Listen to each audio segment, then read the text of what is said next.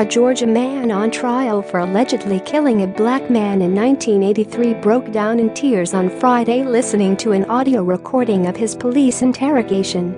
Frank Gebhardt, 60, is being tried for murder of Timothy Coggins in a cold case that was reopened last year by the Georgia Bureau of Investigation. Prosecutors believe Frank Gebhardt and another man stabbed, cut and dragged Coggins, who was 23, behind a pickup truck because he was dating a white woman.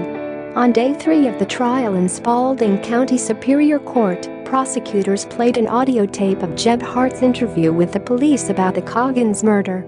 During the interrogation, Gebhardt denied knowing anything about the killing and used racially charged language speaking about the victim. While the recording was being played for the jury, the defendant became emotional and was photographed using his finger and a tissue to wipe his eyes. The day before, it emerged that half the evidence collected from the scene of the Coggins murder has vanished due to the case going cold after no arrests were in the decades-old investigation. Prosecutors have not revealed what evidence has been lost, but prosecutors have found at least 3 witnesses who claim Gebhardt told them about murdering Coggins with his brother-in-law, William Moore.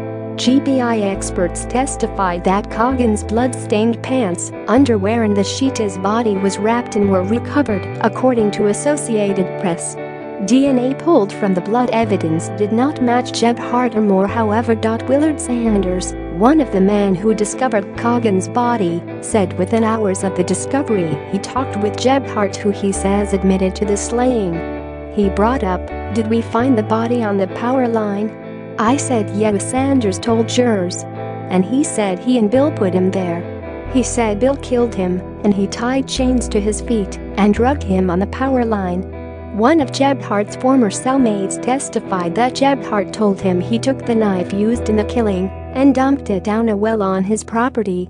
A GBI expert testified they found a rusty knife in that well along with a chain when they excavated it in 2017.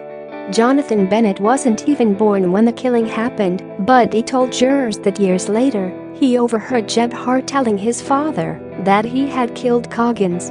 He said that William Moore stabbed him 38 times, and then he tied him to the back of the truck and drugged him down the road, Bennett said.